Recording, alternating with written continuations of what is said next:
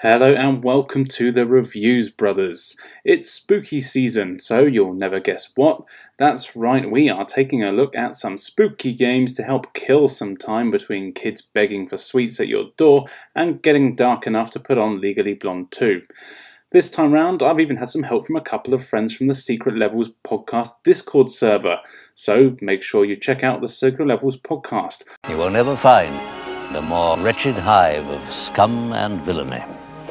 We must be cautious. All the links you need are in the description below. So a huge thank you to the Secret Levels Librarian and for Beltbuckle Bill for sending me your picks for some spooky games to play. Now that's probably about a minute's worth, isn't it? So how about I shut the hell up and we take a look at some games to play this Halloween. And as always, we've tried to give you games that don't often get talked about. So there'll be no Ghouls and Vania here or Resident Hills. Let's go. I'll kick us off with some handheld action with Dracula the Undead for the Atari Lynx.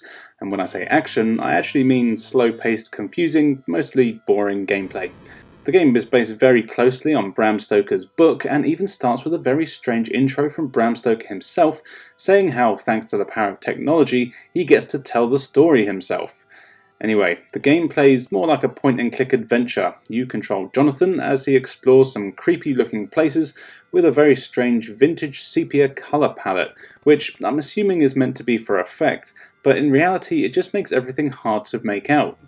You can interact with most things in the house, and while the menu system isn't the worst, it is clunky at best.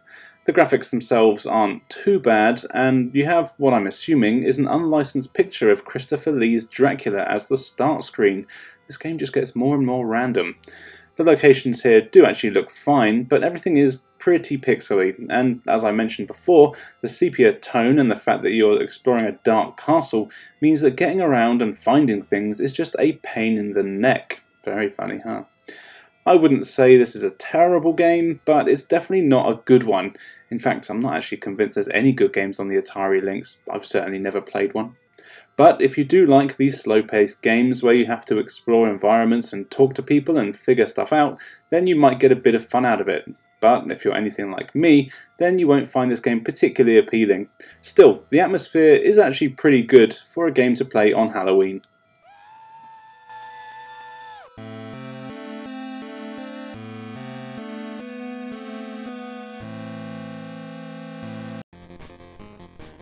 Next up is Blade for the Game Boy Color, based on the Marvel movie from whatever year it was that it came out. You of course play as Blade as he sets out to take down the vampire menace that keeps stealing his cheeseburgers, and you know what? It's actually a pretty solid game. I know, I couldn't believe it either. There are two main gameplay types. One is a gallery shooter style thing where enemies come at you from all over the place and you can't actually move. Your character just stays in the middle of the screen, and depending on what button you hold down, you either attack enemies in the background or the foreground, kill enough of them and you move on. These sections are actually quite fun, and thankfully they always finish just as you start to get bored of them. Then you have side-scrolling action stages that really remind me of the Double Dragon games. You can only move left and right here, and you have an attack and a block button. Pressing different directions on the D-pad lets you do different attacks and combos, and if you time your blocks right, you can even parry and counter-attack enemies. This is actually really cool. You do only tend to have two enemies on screen at any one time, but they do get more challenging in the upper levels, with extra weapons and the ability to block your attacks. These sections are actually really fun, and fighting enemies is great. They usually end in a pretty tough boss fight too. You'll really need to learn the enemy patterns for these boss fights if you want to get anywhere. The levels let you do a fair bit of exploring too, and it's here where you'll find items like keys to help you get further. It's never really that confusing, and it helps move along the game pretty well. Also, in between levels, you can actually upgrade your abilities like your attack and your gun power and sword power. It's pretty cool. The graphics here are also really good, with some decent colours and big chunky character sprites, and the music is decent, though the loops aren't quite as long as I would have liked. Overall, this game really was a surprise. I thought it was gonna suck, and while it is pretty basic, it's a fairly well made game, and I actually had a hard time putting it down. Check this one out if you can, especially if you're a fan of the movie. Now that's enough waffle from me for now. Now it's time to hear from some very special guests, the one and only podcast power couple. Hey there, Reviews Brothers listeners. This is Goobz and Jenny Bean. Representing the Secret Levels podcast, we're here to talk about a little Halloween fun, a little hijinks, a little trick-or-treat, and one of our favorite Halloween games to play. And one of those games are... We went with Friday the 13th from 1989. So it's a survival horror game developed by Atlas and published by LJN, and it was on NES. Obviously based on the franchise of Friday the 13th. You control counselors at Camp Crystal Lake as they attempt to defeat Jason. The game received some pretty negative reviews, but guess what? Those people don't know what they're talking about because this game is awesome. I even gave it a negative review too, but the game's a lot of fun. Yeah, that's true. And what's more scary than an LJN game, am I right? Ah, spooky! Talk about tricks, that's a major trick to you. And the game has a lot of fun to it, like you're going around as counselor trying to find Jason in a convoluted fucking maze. And then when you find him, he normally kills you. Yeah, and I like it because that you have, like, you're not just one counselor, you have a variety to choose from. I think there's 6 altogether that you can pick from, so everybody's a little different. Killed. Yeah, exactly. And stay away from those water levels with the fucking banshees and Jason's mother jumping out of the fucking water. Oh my god, yes. It gets a little nerve-wracking. Say your rage meter would be pretty high. Well, it is Rage-a-ween, so you gotta get a little rage in there. Yeah, you gotta get the rage in there. It's not spooky if it's not a little rageful. So, do you have any memories of this game, Jenny? I just remember playing it, you know, like getting really frustrated and angry. Yeah, same here. I've rented this game multiple times, and I was a Jason fan, and I still am a Jason fan. I love him. Big cuddly teddy bear. He's misunderstood. Hi, he is. But going and playing this game would make me into not a big cuddly teddy bear, but that's okay. Make you want to turn into Jason. It's crazy that like he actually got a video game of his own. Yeah, exactly. Out of this franchise. Yeah. And, Which is, like, I will say, the game is kind of a cult classic. Like, there are a lot of people who really love that game, like, to the point that, like, we even own, there's NECA figures that are, like, repaints of that SNES version. Like, yep. The purple suit Jason. Yeah, which is really awesome. So there's been masks made in that. There's been stickers, everything. Lots action figures, like Jen said. Totally. So it's a very iconic character, and you can also play as that in the Jason game as well. Yes, that's true. You can get that skin downloaded. Yeah. So on that note, you and all your friends are dead. Game over, folks. Happy Halloween. Spooky. Go listen to the Secret Levels podcast. You can find it anywhere on iTunes or all the shits, Spotify, iHeartRadio, wherever you listen to great podcasts like this one, you can find us.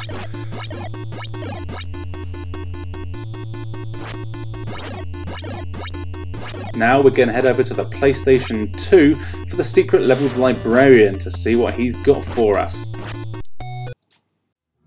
Hello everyone, this is the Secret Levels Librarian here, wanting to talk to you for a minute about the game Siren, or Forbidden Siren, in the PAL regions, if that is how you choose to live your life. Siren is a PlayStation 2 game that came out in 2003 and follows the journey of 10 survivors as they attempt to figure out what is going on in their town after an earthquake. Most everybody else has become zombies, although they're not called that, I don't think, but they kind of walk around sort of mindlessly, will attack people on sight, and have creepy red eyes. Most of the characters that you control have the ability to see through the eyes of the zombies, and so it sort of adds a puzzle-solving aspect to it, or a survival aspect to it of hiding, so to make sure that you're going where they can't see you. Really the coolest thing about the game, a couple of things, is that, one, not many of the 10 characters, not many of them have weapons. So this isn't like Resident Evil where it becomes zombie golf at the end, where you're just like, yes, a monster. Hand me my shotgun, Caddy, I shall take care of it. No, only a couple of characters have weapons, so it's generally a case of, oh crap, there's a zombie ahead of me, I've got to find a place to hide. The other cool aspect of the game is that it takes place over the course of, I want to say 3 days. It's been a decade since I've played it. But it hops around with time, so you can see the events of Johnny taking place on the night of the second day, and you could see something like a wall has crumbled. And then later you'll hop back and play as Susie from earlier in the day, and you will see where she had to break down a wall to escape.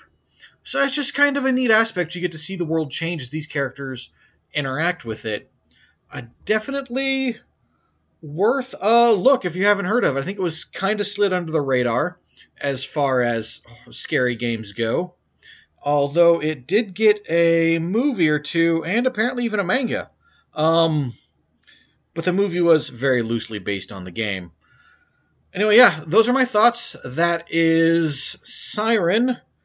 Take a look, and thanks for Martin for letting me talk to you about the game. Alright, have a good day, everybody. Bye. Thanks, Llama. Much appreciated.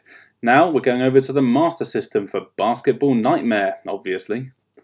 Basketball Nightmare sees you playing as a team of clone basketball players, and you take on various monster squads. Sadly, not the monster squad from the movie, because that's an awesome movie. The graphics here are bright and colourful, and you get some pretty cool cutscenes when trying to do slam dunks, but really that's the only good thing I can say about this game, as it really is a nightmare. The controls here, they just suck, and it's really hard to do anything. The game moves at a snail's pace, and trying to tackle, dribble or shoot are all just really badly done. The collision detection barely works, so getting hold of the ball is always a chore, but of course the computer opponents never seem to have any trouble getting it off of you, and they're also really good at just kicking your ass. I played 8 games of this, and the most I managed to score was 12 points. Of course, the computer scored nearly triple that almost every time, so of course it means I've never actually made it past the first game, so maybe it's just that I suck. But you know what, I don't really mind. I think this game is awful, and I have no desire to ever try to get any further. Stay away from this one.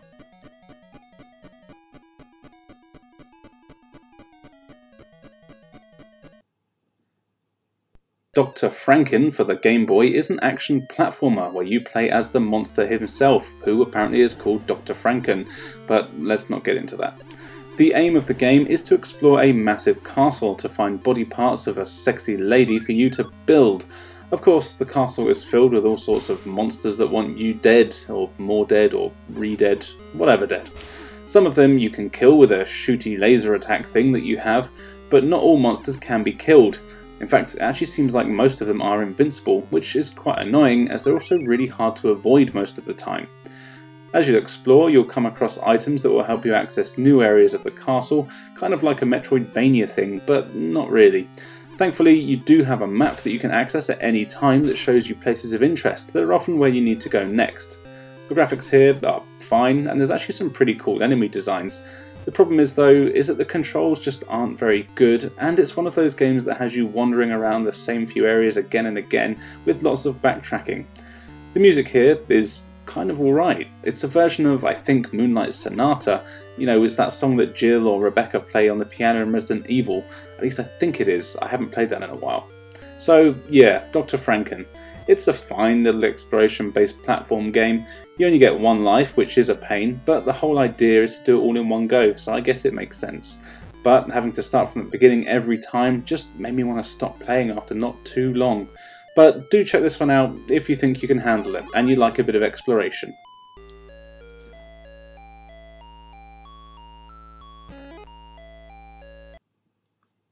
On to the Sega handhelds now. I didn't realise how many handheld games I'd included here. With Master of Darkness, sometimes known as Vampire. This is basically a Castlevania clone, and not a very subtle one, but there were no Castlevania games on the Master System or Game Gear, which are the two platforms this was released on, so this was a good substitute. Your mission here is to stop Drac from being a bastard, and you set out through Victorian England to do just that. You'll be fighting loads of different enemies, from random people in the streets to dogs, bats, rats, zombies, haunted furniture, and even evil waxworks. You get a few different weapons along the way, starting with a knife that's very weak but very fast. You can also get a large hammer and a sword. The hammer is my favourite. It's got medium reach but is super powerful and fast. You also get secondary weapons like a pistol, some boomerangs and bombs, but these have a limited amount of ammo. Just hold up and press attack to use them, like in Castlevania. The levels here are all actually fairly long, and it's a really challenging game. The bosses are never too bad once you've found out their patterns, but this can be a while. But there are also parts of the level where dodging enemies is almost impossible as they come at you from just about everywhere. And of course there's some pretty tough platforming too. Thankfully there are health power-ups scattered throughout the levels, including ones hidden in the walls, as you'd expect. If you were new to gaming, you'd actually be forgiven for thinking that this actually was a Castlevania game, or at least a dodgy reskin, as it really does play very similarly to those games, and while it can't quite live up to the quality of those, it is still a fairly solid game that is worth playing, especially on Halloween. And it doesn't really matter if you play the Game Gear or Master System version. The footage you're seeing here is from the Game Gear version, and as far as I can tell, they basically are identical. But if you can, I would recommend playing the Master System version, but with the Mega Drive controller for the best experience.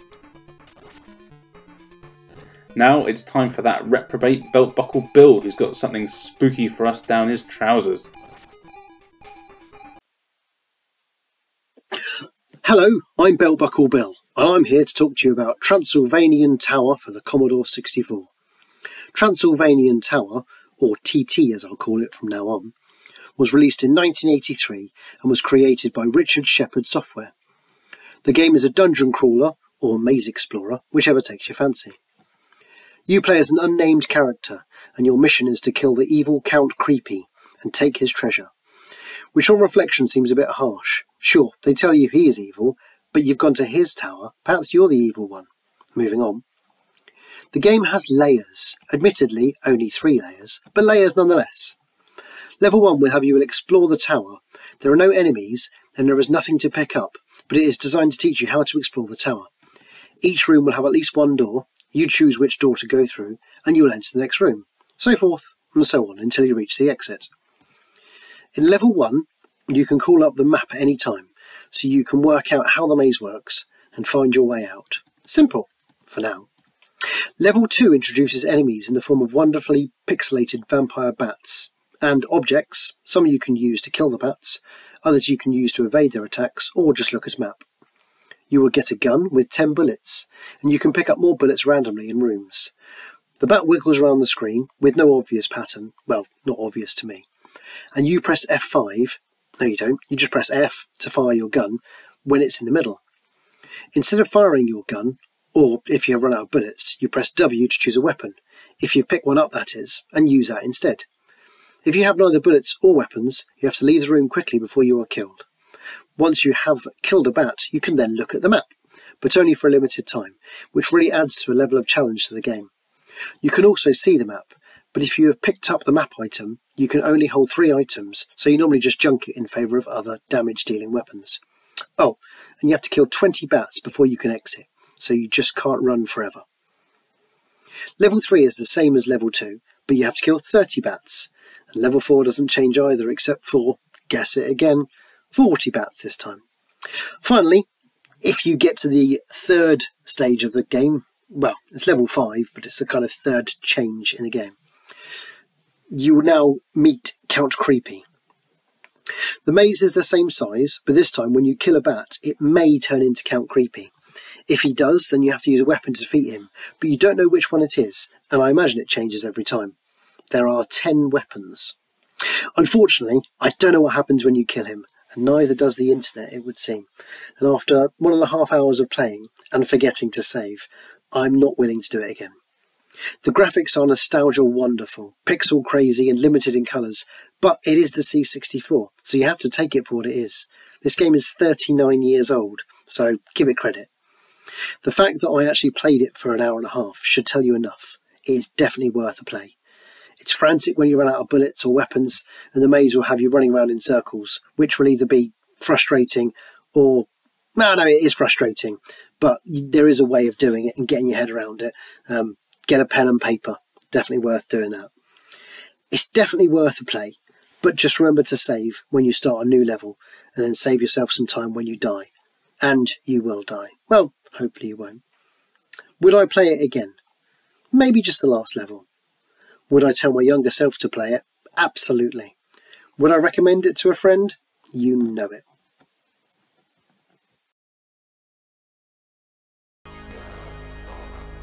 Devilish, also known as Bad Omen for the Sega Mega Drive or Genesis, if that's how you choose to live your life, is a strange game that is basically a version of Arkanoid or Breakout, where you control paddles to bounce a ball, but here you have proper levels to guide the ball through, and you have to defeat bosses. Well, sometimes. The game has a spooky aesthetic to it and a really stupid story about an evil bloke called Y, as in just the letter Y, and he's jealous that your hot missus won't bang him, so he turns you into paddles and balls, or something along those lines. I couldn't quite keep up. So, of course, you paddle ball your way through hordes of monsters and locations to break the curse and get rid of your blue balls, and that part isn't a joke. The game actually looks pretty cool, with some decent level and enemy designs that wouldn't look out of place on a metal album cover. There's all sorts of zombies, skeletons and demons that you'll smash with your balls, but most of the time you'll just be smashing bricks, if the game lets you. Unfortunately, the controls here are pretty crap, and worse than that, the collision detection is just terrible, and the ball will often go right through your paddles. You actually have two paddles that you control at the same time, one of which always stays at the bottom of the screen, and you've got another one that you can move anywhere on the screen, and as well as that you can rotate it left or right so you can hit the ball in any direction, and you'll need to do this in most levels. Sadly, the awful physics, which are just not realistic in any way, make doing this really hard. You also have 3 speeds to toggle between, but I found that if I used anything other than the lowest speed, it was almost impossible to keep track of my ball. What doesn't help is that your paddle is also just a bit too small, and it's really easy to miss your hits completely. It's a shame, as I do think if the game actually worked, it would be quite fun. Now I think there is a remake which I think came out on the DS or something, though to be honest I have no idea why, but I'm sure the 3 people that asked for it are happy enough. But that might be better. If you can track that one down, maybe do. But unless you really need some blue balls this Halloween, you don't really need to check this one out.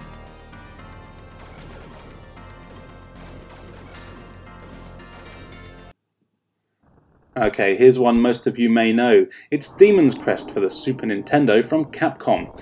This is actually a spin-off from the Ghouls and Ghosts games, and is a sequel to a Game Boy game called Gargoyles Quest that I've never actually played. Anyway, this one here is a side-scrolling action game where you play as a demon, and you've got to fight other demons in some really good-looking locations so you can get powerful enough to take down Firebrand, the annoying twat from the Ghouls and Ghosts games. Now, the game here just looks fantastic and has a really great gothic art style. It also has really cool music that goes really well along with it. The locations here are great, often with things going on in the background, which is nice. Also, all of the enemies look decent, and a lot of them are new takes on old enemies from the previous games. The bosses here especially are usually pretty big and quite intimidating, and not to mention hard as hell. The gameplay here is pretty good, though definitely needs practice to get good at. It can feel stiff to control, you can run and jump, and you can also fly for a while, and depending on what form you take, you can also glide, climb walls and more. You get these new forms and powers by defeating bosses. Then you go to a cool Mode 7 looking map where you can fly around to decide where you want to go next. You don't actually have to beat the levels in any certain order, and all of them have things to do to come back to once you open up your new abilities. You can also find towns which have mini-games to play and shops where you can buy items and magic. These are often essential, and it took me way longer than it should have to work out how to use half the items here. It's definitely not a perfect game. The combat can be annoying at times, with you having to be very specific with your attacks, and also some of them do feel a bit useless. The menu here is also pretty clunky, so switching between your abilities can feel like a chore, and I often found that I just didn't bother most of the time unless I really had to do it. And of course, it's a game in the Ghouls and Ghosts universe, which means it's really fecking hard. Thankfully, there is a password system and you get unlimited continues, so you never really have to go too far back when you die. Some of the bosses here did take me nearly 30 minutes to beat though, as they're just so hard to defeat.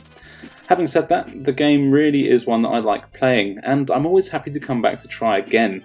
Definitely give this one a go if you can.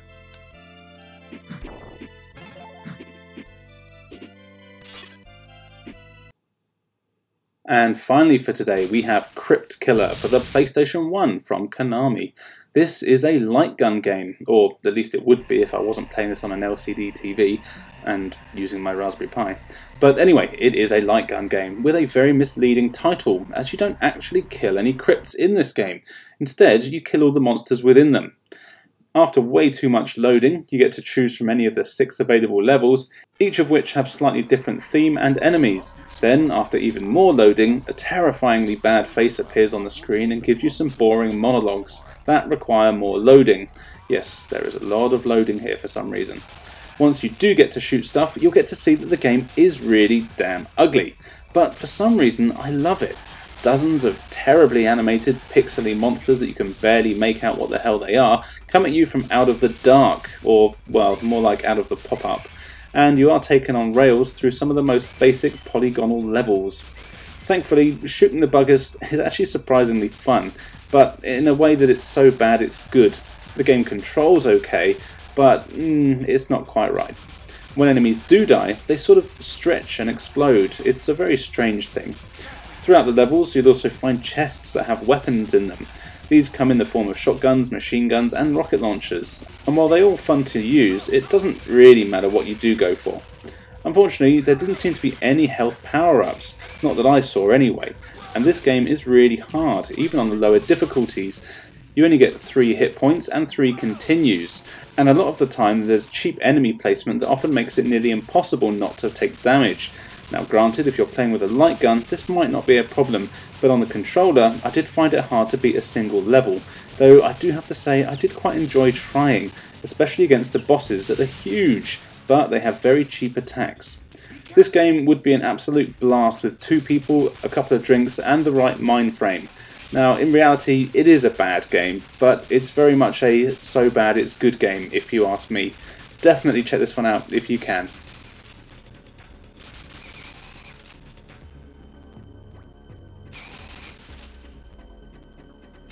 So there you go, a bunch of games that you should play this spooky season.